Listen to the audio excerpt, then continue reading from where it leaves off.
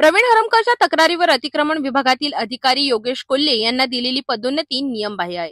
माहिती अधिकारात चौकशी केल्यावर असे आढळले की त्यांच्या पदोन्नतीची सामान्य प्रशासन विभागात कोणतीही नोंद नाही। मूळ कनिष्ठ लिपिक असलेल्या योगेश कोल्हे यांना अभियंता पदावर पदोन्नती देण्यात आली, जी पूर्णपणे नियमाविरुद्ध आहे। त्यांना यापूर्वी लाचलुचपत प्रतिबंधक विभागाने भ्रष्टाचाराच्या प्रकरणात पकडले होते।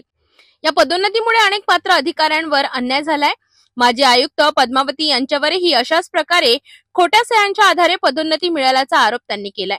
नितीन मुंडाळे जे मुंबईतून होलसेल माल आणून अमरावतीत विक्री करतात, त्यांना योगेश कोल्हे यांच्याकडून मानसिक आणि आर्थिक त्रास सहन करावा लागला। मुंडाळे यांनी या प्रकरणी योग्य ती कारवाई करण्याची आणि त्यांच्या व्यवसायाला सुरक्षा देण्याची विनंती निवेदनाद्वारे केली होती। ही गंभीर आणि भ्रष्टाचाराशी संबंधित बाब आहे। यावर तातडीने लक्ष देऊन सखोल चौकशी करावी आणि योग्य ती कारवाई करावी, अशी विनंती माजी नगरसेवक प्रवीण हरमकर यांनी निवेदनाद्वारे केली आहे। अमरावती महानगरपालिकेमध्ये आपले अभियंता म्हणून असे काम करणारे योगेशजी कोल्हे यांनी अमरावती महानगरपालिकेमध्ये स्वतःची नियुक्ती स्वतः हाताने करून घेतलेली आहे। मी स्वतः असा आरोप करतो का माझ्याकडे जे कागद पुरावे आहेत त्या आधारावर त्याच्यावर मी आरोप करत आहे। मी महानगरपालिकेमध्ये आपल्या माहिती अधिकारामध्ये सगळे कागद जमा केले। त्यामध्ये मी योगेश कोल्हे यांची नियुक्ती कशी झाली यावर मी सगळी माहिती मागितली होती। पण सामान्य प्रशासनाकडे योगेश कोल्हे यांची कोणतीच नियुक्तीचं पत्र नसल्यामुळे याच्यावर आयुक्ताची सहीचं एक पत्र आहे, ज्याच्यावर पवार साहेब म्हणून आमचे माजी आयुक्त होते 2023ला, त्यांची याच्यावर सही आहे। पण माझं असं मत आहे का टोटली ही खोटी सही अजित पाटील यांची आहे।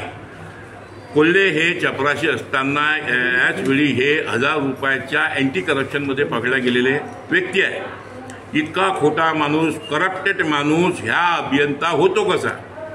ज्याची नसती सामान्य प्रशासनामध्ये कुठे नसल्यावरही ह्या अभियंता इंजिनियर असला पाहिजे, पण ह्या इंजिनियर नाही तर साधा चपराशी आहे।